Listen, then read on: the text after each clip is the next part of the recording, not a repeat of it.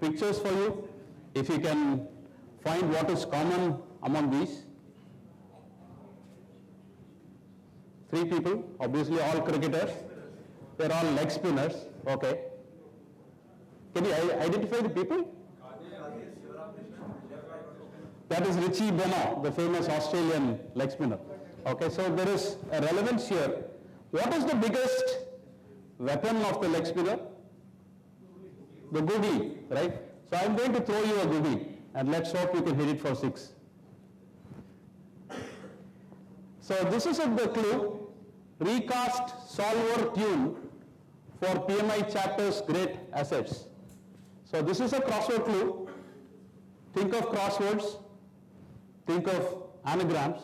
By the way, anagram is rearrangement of a set of words.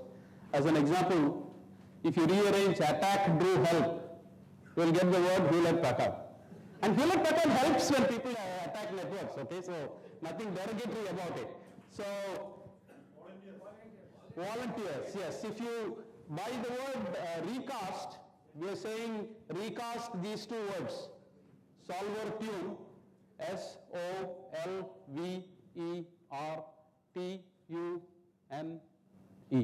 And those are PMI Chapter's greatest assets, right? So thank you very much.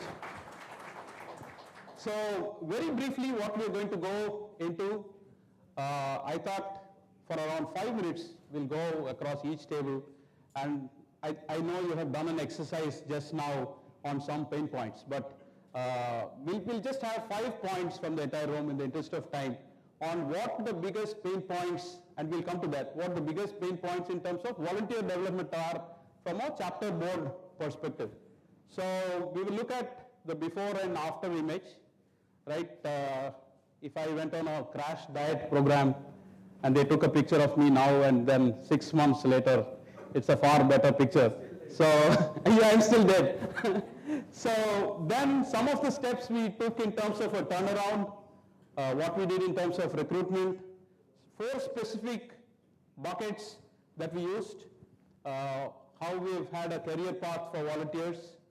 And then I thought, no single chapter is best at everything, right? We might have done some good things, but there will be several things that other chapters here have done.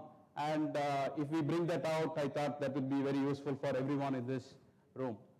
So if we could go with this table here, in terms of volunteer development, what do you think a pain point is? Engaging the volunteers on a continuous basis. Ganesh, can you write it down? Or if Jay is here, Jay, engaging volunteers on a continuous basis. Rajesh? Or somebody in that group? Mapping the volunteer interests properly. Mapping volunteer interests properly. Good question. Answering what is in it for me. Answering the question, what is in it for me? Sustaining motivation levels of volunteers. Jay, I think you do parallel processing. You write one step, let Nanda write another step because it is coming thick and fast. Anything from this table of presidents? Expectations management. Anything else? Rewards and recognition. Anything from the table there? Yeah, Harish. Managing returning volunteers. Excellent. So these are challenges that a lot of chapters face. Hopefully some of them from our experience we can, yes sir. Managing volunteers as a team actually, that is the most difficult. Managing volunteers as a team. Excellent sir. Fundamental issue. How to generate an urge to become volunteer. Generating the urge to become a volunteer. So hopefully, obviously we at Chennai don't have a Harry Potter magic wand and say that we have the answer to all questions. No chapter can, right? But hopefully some of these questions we have tackled. It may or may not work in your situation. We'll talk about what we did. So PMI Chennai, then, by this I'm talking about before 2009. We had a membership fee of $1 a year.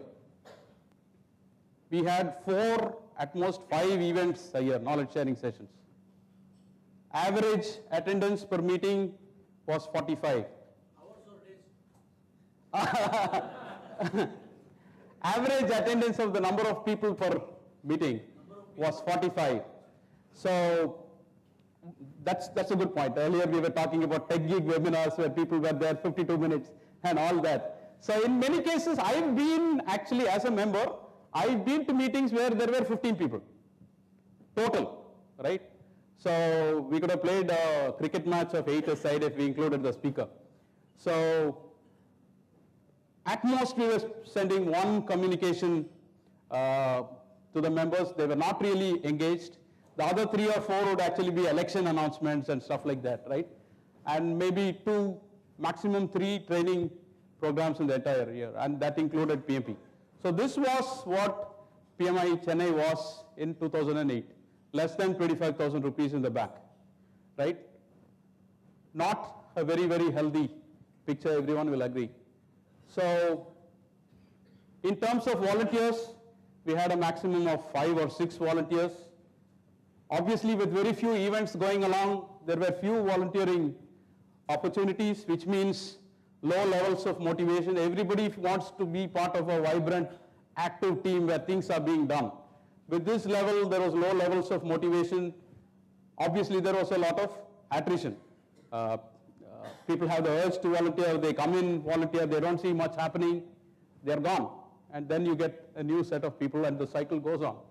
So not a very, very happy picture then. And the same thing, the after, as of yesterday, in terms of, this is not in terms of volunteers, but in terms of chapter performance. From 45, we average around 130 people per event. There are times when we have 160, there are times when we have 95, but correct me if I'm wrong, Prasanna, if you're in the room, we never drop below 95. That is the minimum number of people who attend our events. Thank you. Once again, we do 18 plus events a year. Member communications is around 65 because we are doing several more events. We send one event notice, then a reminder, right? Then things about our PMP programs. Craig was talking about a research survey where he said most of our market for PMP programs are the members themselves. So when we do a PMP program, we engage them, all that. Then quintuple the number of people trained. So triple, quadruple, quintuple. 6 times the number of training programs or certificate training programs, PMP, all of that put together. We do 18 to 20 programs a year.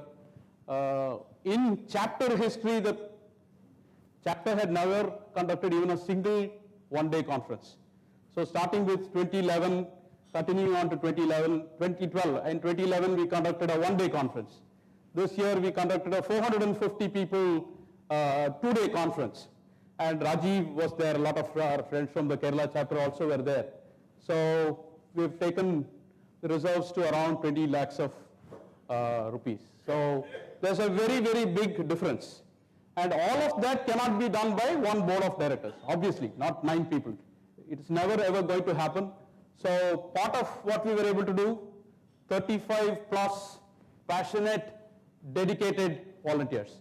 That is the set of people we have today.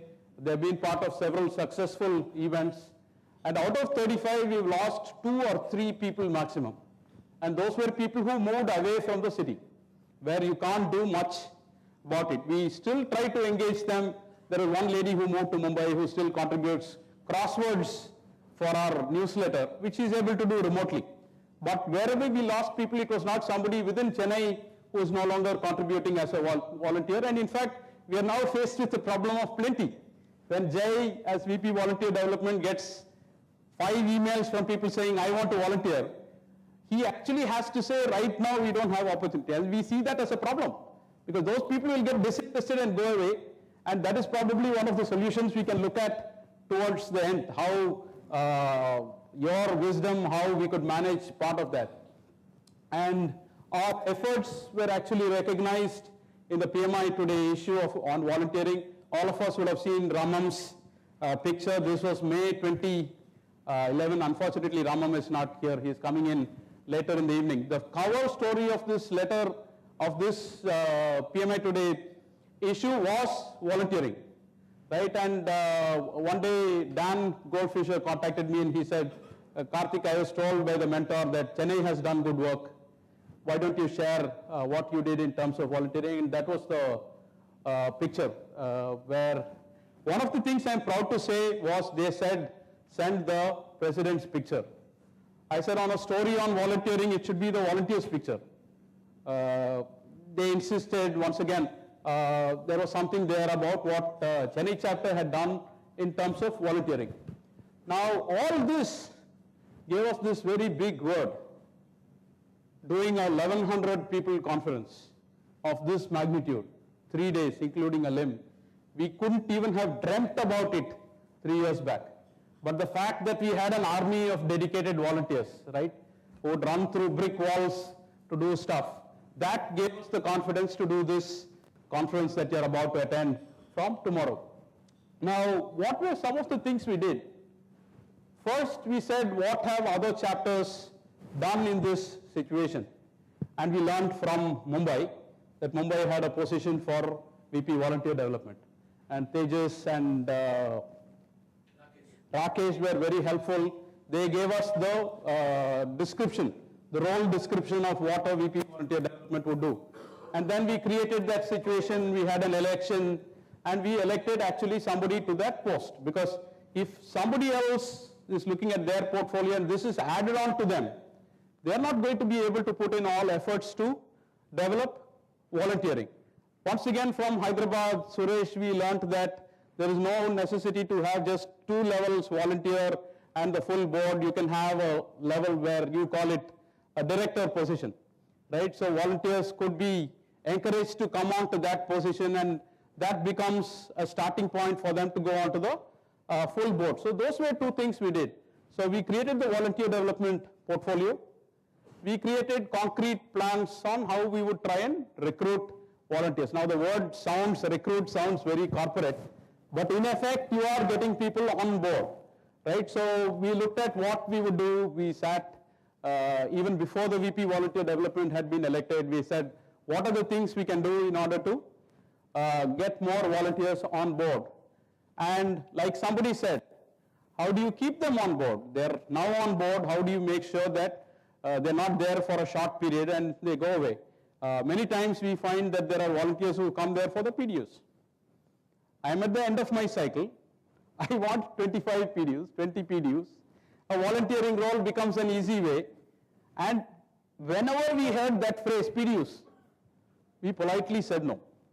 Because just like in a company where you recruit somebody, you train them, you have spent a lot of money, and then they leave, here it is not money as such, but you are putting in a lot of effort in nurturing that volunteer.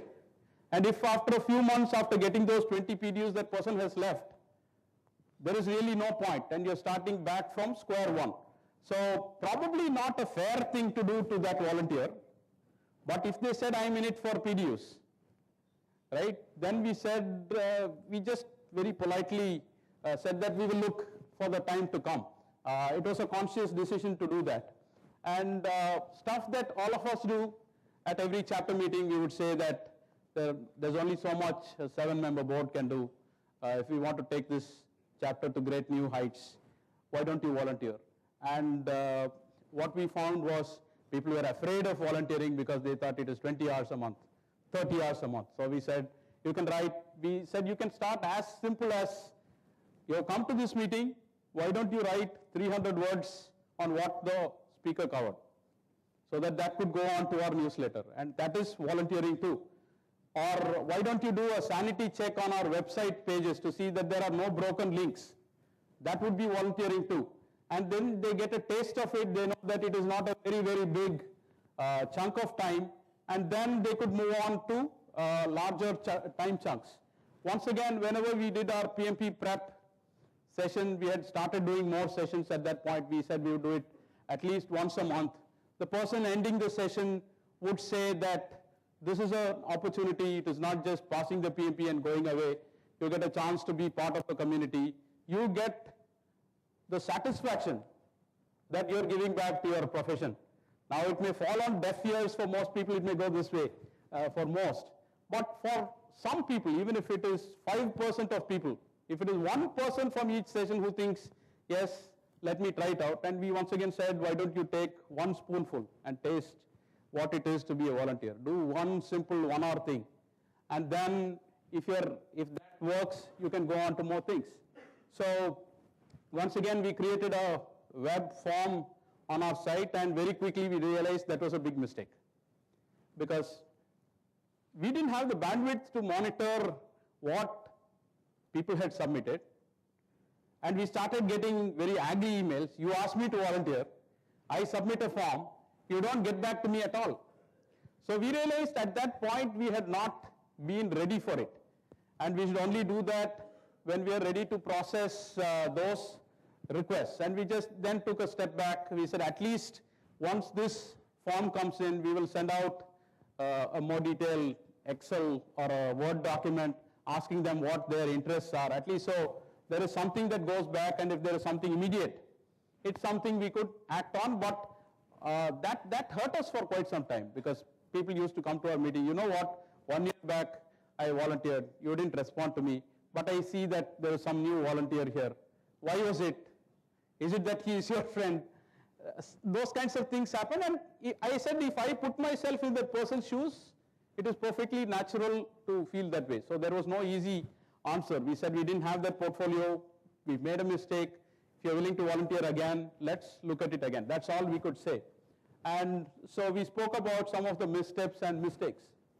Now, in terms of a lot of the questions that came, engaging volunteers, motivating them, keeping them on board, answering the question, what's in it for me, right? Making sure they're energized and they stay on board in terms of the volunteering. We broke it up into 4 buckets. I know there will be a lot of controversy about this. First, we said, after all, to volunteers also money matters. Second was, you have to treat them as if they are special. They are coming on their own, they are offering to help you. If they are treated as a very special person on the team, then the chance of them contributing and staying are higher.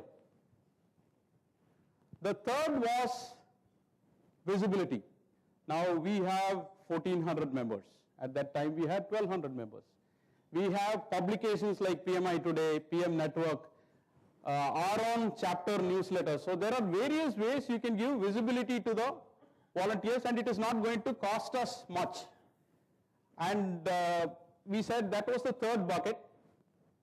And finally, somebody once again asked this same question. How do you recognize volunteers? How do you reward them? So we came up with a set of steps. This is not concrete. This is some of the things that we actually did which could work for you, and I'm actually going to give some examples. One was, and this was a very, very difficult question. We had heated arguments in the board.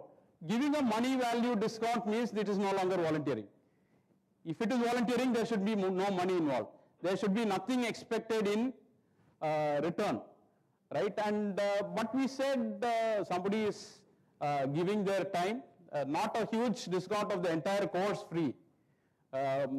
In fact, we had some people who suddenly came up with requests when we were doing this conference, who said, I will come on the 3 days of the conference. I will give you my time. We all know what that motivation is, right? When there are enough volunteers who contributed over a period of time and to help with this conference, somebody wants to come in just those 3 days. It is very much money that is involved there, because there it is 100% discount, right, for volunteers. So once again, the difficult question for us was, volunteers asked us this question, okay, 1 day conference, you want me to do running around, you want me to liaise with speakers, making sure they are coming on time. I am not going to attend a single session. Why should I pay the delegate fee? We were at a point where we said even volunteers should. So we have swung across And there is no easy answer there. If it is money involved, if it is discounts, then it is not volunteering. But how can you ask them to pay when they can't attend and get value out of the events? So that was something we thought about. At some points we had a model where we said this is the discount that we will provide volunteers. It is not in lieu of anything else, but just to say thank you for being a volunteer. So which is why I said money matters, but very minimally. That can never be the primary motivation for volunteering.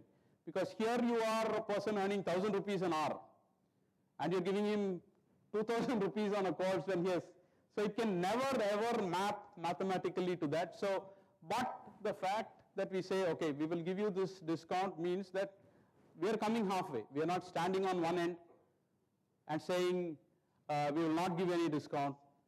So I had it up first because this is one of the very, very small things, and it is a very challenging thing for boards to think about. So the second point, what did we say the second point was after money matters? Treat them specially, yes. So make them feel special. So with us, with our volunteer team, and I know there are some of our volunteers out here, right? There is no question of board member volunteer. I know it is the same with many other chapters, right? But I have seen situations where a board member has two horns or has, it may not be the entire board, but there are some board members who think I am a board member. This person is a volunteer. So they are somehow inferior to me, right? We have made sure not once ever will that impression go to volunteers. We are all the same. In fact, we should thank them more. At least we have a title. We may have a business card as chapter president or chapter VP and all that. They don't have any of that. So they should actually be one step above us. So one was treating them with respect, and we've heard people say, I've never felt I was an outsider. I never felt I'm just a volunteer. I am part of this team, right? So respect was one. Like somebody said, you have to give them work. In HR, we have the phrase, a round peg in a square hole. If the job that you're giving them has nothing to do with what their areas of interest are, the person may be there for a little while and then they will be gone. Somebody may have a passion for writing. So if you help them and tell them you write a few bits in our newsletter, right? Somebody may have a passion for organizing. Somebody wants to meet important people. So they could be in charge of getting a list of potential speakers, speaking to them, getting them to come and speak at events. So there it becomes a question of passion, something that they are interested in. So we said, even in our forms, we used to ask, what are your interests? What are the areas would you most like to volunteer on? And there are situations where the volunteering opportunity is not in line with what they are asking, which means we will necessarily have to wait. At the end of every meeting, we would ask the volunteers to come up on stage, and we would tell the audience, these people have spent their time, why don't you give them a big round of applause?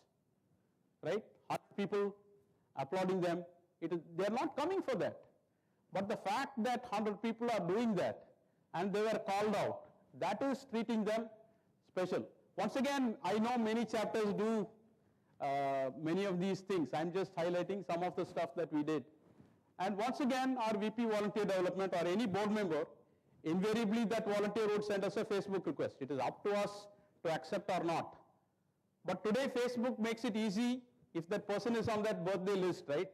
It makes it very easy for me to know that it is this person's birthday today. So if I found that out, I would send a message to the board, by the way, it is volunteer so-and-so's birthday today. Why don't we all send, either post on their wall or send an email? Now this is public information. The person has chosen to share, so, and they're not going to say, why did so many people write to me on my birthday? There could be potentially tricky issues. We have not faced any issues so far. So imagine 15 people, including other volunteers, posting on my Facebook wall, have a happy birthday, proud to have you on our team, right? They definitely feel treated specially, right? I'm not saying we get every single volunteer's birthday. They may not have shared it, we may not know. And they may feel I didn't get the treatment. So there are flip sides to everything, right? But it was a risk worth taking. So Facebook, a great place to wish happy birthday. But I have a pet peeve about Facebook and birthdays, nothing to do with this session. But there may be a friend of mine living next street. He will not walk over, he will not call me, he will post a happy birthday, Karthik. that is something, that is what the technology is about. So we also used to try and call them and tell them. Wherever it was possible, we would call the person and say, happy birthday. It has a much greater value than just a Facebook post or an email. So what did we say the third one was? I really couldn't help it. Chennai Super Kings here in Chennai. And who is this man in the middle? So what was this occasion? He took a hat-trick in the very first season of the IPL when he was then playing. I think it is because he went to Kolkata that Kolkata won. I'm just kidding. He's doing pretty well for India. I hope he does well tomorrow. But the third one was, we said, valuable visibility. We said it is not very expensive to give visibility to the volunteers. And I'm just going to run through a set of pictures. This is one page of our chapter newsletter. We dedicate one page where we say our chapter's hard-working volunteers. We have 4 people's pictures. We collect it. We choose it at random. And we have one page of our newsletter with the photographs of 4 of our volunteers. Gives them visibility. It gets mailed out to 1,400 people. Many more people may read it. It can be downloaded. So the chapters, once again, it is visibility plus it also makes them feel special. Our chapter brochure, I have it right here. If it can be zoomed, please. On our chapter brochure, we actually have a picture of the one here. We actually have a picture of our volunteers. So, and below that we said dedicated team of volunteers who ensured grand success of our 2-day conference themed whatever in February. Right? Can you zoom it in a little bit? That's the one on top. Okay, so that's the maximum. So that was what we have in our brochure. Once again, this issue of Manage India you have in your hands. This is the conference special issue of Manage India. We had our 10th AGM just last month. So we don't have a picture usually of the board members or just the speaker. Anytime it is an event like this, we actually have a picture of the volunteers out here. So that was the picture that you see right there. So we said dedicated team of volunteers who ensured grand success of our 2-day conference. Once again, makes them feel special. Once again, on our website, this is our current website, we have something called Volunteer Hall of Fame, which will come later. But then we rotate another set of volunteers. Right? This is our old website. We are modifying it in a new website. When we had this, we debated what order should it be in. Because if my name begins with R, I'm always going to be last on the list and people will have to scroll to see this. Because people think differently, right? Or should it be